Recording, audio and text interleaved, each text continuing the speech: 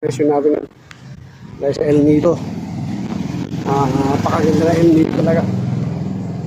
Yung mga punta resort, ito yung mga sasabi yung tubig, yung island, lahat ng mga punta din sa paligid ng island ng El Nido. Napakaganda. Kawain Island ito yung namin. Meron kami yung isang sinilip na kung resort.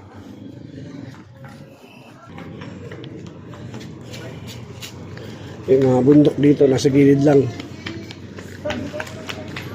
Ayan, yung mga bundok yung mga formation ng El Nido sa labas ng island.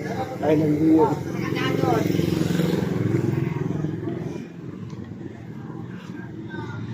Maliit lang ang ng El Nido pero ang dami established dito. Hindi ka maubusan kakainan at tulugan mga transit, marami din. Iba, may mga malaki, may maliit. Mga kainan, marami din.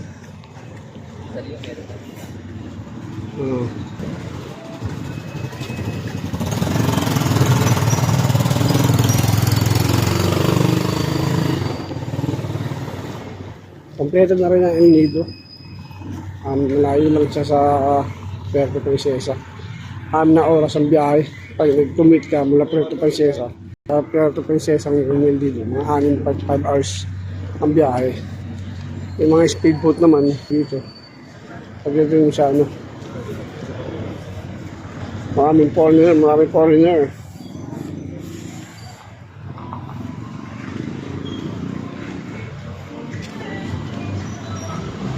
Diners, ayan.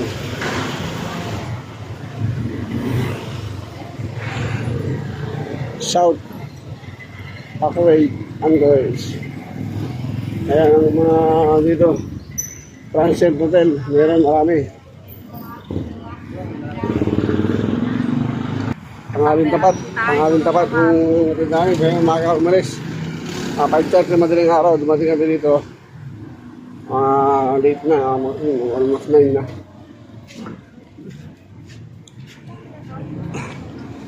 3 hours mula Rojas.